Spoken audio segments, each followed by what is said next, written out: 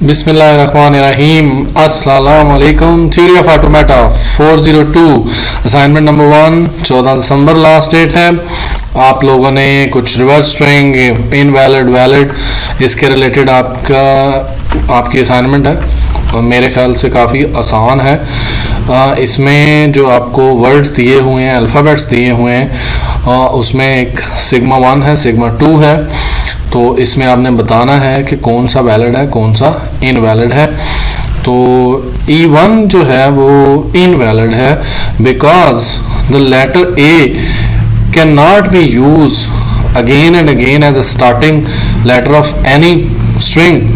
So A is here, used here, then A, B, again A at the start, B, D, and the A is also at the start. So whenever in alphabets the letters start from same character, it called invalid. उसे invalid बोलते हैं, ज़्यादा English होगी। Sigma जो है वो 2, इसमें A दोबारा कभी भी ए किसी के शुरू में नहीं आया, बी, ए, सी, डी। अगर आपको मेरी बात पर यकीन ना हो तो पेज नंबर 4 के ऊपर जाके अपने वैलिड एंड इनवैलिड लेटर देख लेने हैं। और इसमें यहाँ पे कुछ एक we can not be able to identify, so we defining, यहाँ पे कुछ रिमार्क्स में एक बात लिखी हुई है, while defining an alphabet letter containing more than one symbol, no letter should started। ये है कहानी असल। तो यहाँ पे उसने बताया हुआ है कि इस तरह आपने लिखना है, कंक्लूजन इज, और a sigma is a valid alphabet with E2 is invalid. यहाँ पे इस तरह है कि E2 इनवैलिड है, हमारे वाले में E1 इनवैलिड है। तो सिंपल आपने इसको हाईलाइट कर देना है और इस तरह लिख देना है, sigma 2 is a valid alphabet while E1 is an invalid alphabet. तो सिंपल सिंपल ये इसका आंसर है। Next one, consider a language. इस पे आपने फोकस लाजमी करना है, A B, B A, C D B, to find the length of the string. तो ये सारी मिली हुई थी इस तरह करके, मैंने इसको अलग कर दिया था, टोकनाइज कर दिया था। टोकनाइज करना ज़रूरी है, तो बाय टोकनाइजिंग। तो टोकनाइजिंग क्या होता है कि आपने इस स्ट्रिंग में से देखना है कि इधर से कौन है। ए बी है, यस, तो उसको टोकन बन गया। बी ए, तो नेक्स्ट बी ए था, फिर ए बी था, फिर डी बी था, फिर बी ए था। तो ये टोटल लेंथ 5 हुई। ये नहीं हमने कहना कि जी ए बी बी इनको गिनना, लेटर्स को नहीं, इसके मुताबिक गिनना था, और हमारी लेंथ जो है वो 5 है। Next one, reverse. Last semester में मैंने बनाई थी, इसी तरह की असाइनमेंट थी, तो उसमें रिवर्स आपने कैसे लिखना है। रिवर्स में थोड़ा टेक्निकल पॉइंट है कि आपने ये नहीं करना कि ए बी लिख देना है, आपने पूरा लेटर उठाना है, बी ए, वो लिखना है आपने। फिर इसी तरह ही next D B, another string, another alphabet, वो सेम लिखना है, लेकिन उल्टे होते हुए लिखना है। मतलब बी ए, ऐसे नहीं करना कि ए बी, इस तरह नहीं लिखना, जो है उसी के मुताबिक लिखना है, B A, D B, A B, और फिर इसी तरह ही आपने बी ए, फिर ए बी, तो जो है उसी के मुताबिक लिखना है। This one is a reverse, इस तरह आपने इसको लिखना है।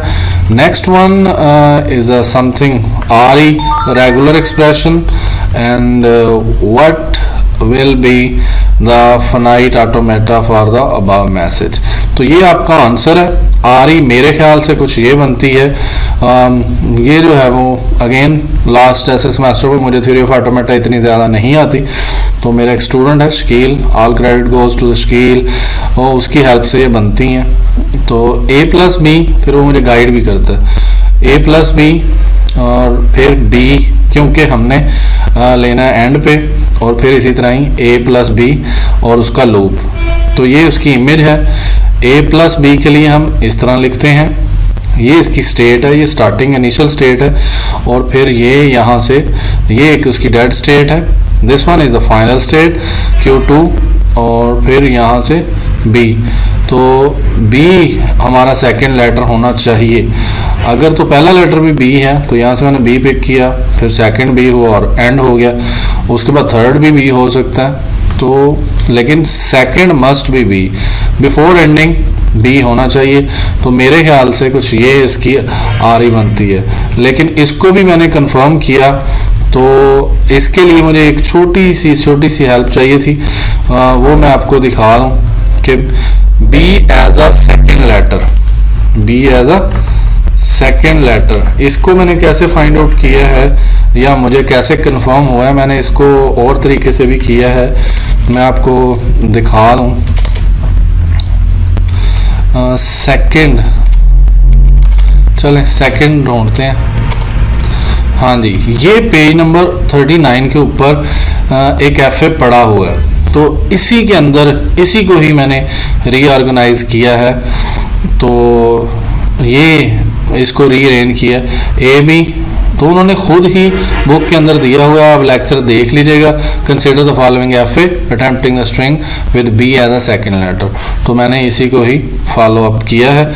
इसको अगर कुछ लोगों ने इस तरह बनाना है इस तरह बना लें, कुछ ने अगर इस तरह बनाना है तो ये भी सही है, ये भी सही है, इसमें भी हमारी जो है, लेकिन इसमें फाइनल स्टेट्स ज़्यादा हैं, तो अगर फाइनल स्टेट ज़्यादा हो तो वो एन एफ ए या कुछ या उधर मूव कर जाता है, लेकिन अगेन ये कॉरस्पॉन्डिंग टू आर लूप है, लेकिन बनता इसमें भी सेकंड लेटर बी ही है। तो अगर आप कहीं पे भी देख लें तो सेकंड लेटर बी होगा, क्योंकि ये उसकी सेकंड स्टेट है, यहाँ से उसने इधर आना है तो ये बी लेके आएगा, और फिर ए बी हो या जो भी हो, एंडिंग स्टेटस जितनी भी होंगी, तो ये भी एफ ए ठीक है और ये भी ठीक है। और इसको मैंने एक सॉफ्टवेयर है जे फ्लैप, उसके अंदर मैं इसको डिज़ाइन करता हूँ। आप MS पेंट के अंदर भी बना सकते हैं गोल दायरे लगा के, जे फ्लिप के अंदर भी, लेकिन इसके लिए आपको JDK इंस्टॉल करना ज़रूरी है।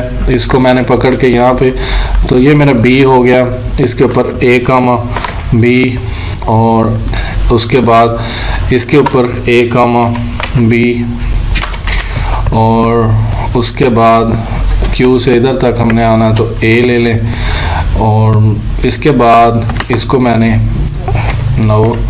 इसके लिए मैंने इनिशियल स्टेट बनानी है। इसकी इनिशियल स्टेट राइट क्लिक करके इसको मैंने फाइनल स्टेट बनाना है, और ये हमारे यहाँ पे बन गया। इसको मैंने कन्वर्ट करना है टू RE और डू इट, तो इसको कोलैप्स करेगा A comma B, B A comma B asterisk. अब A कामा B को क्योंकि हम RE के अंदर जैसे लिखते हैं वो ब्रैकेट के अंदर भी लिख सकते हैं, ये उसकी आपके सामने ही है A B B, तो हमारा सेकंड लेटर B होना चाहिए। तो मेरे ख्याल से ये सही है। अगर आप यहाँ से बुक से भी देख लें, इस लेक्चर को भी सुन लें, तो आपकी काफ़ी हेल्प हो जाएगी।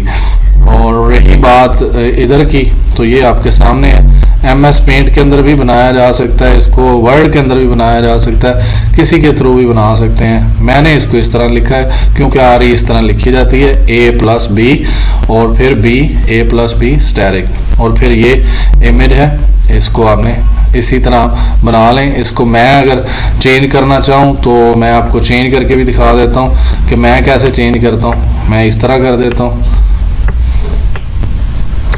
तो देयर इज़ नो इशू कि आप किस तरह इसको बनाते हैं, इस तरह बना लें।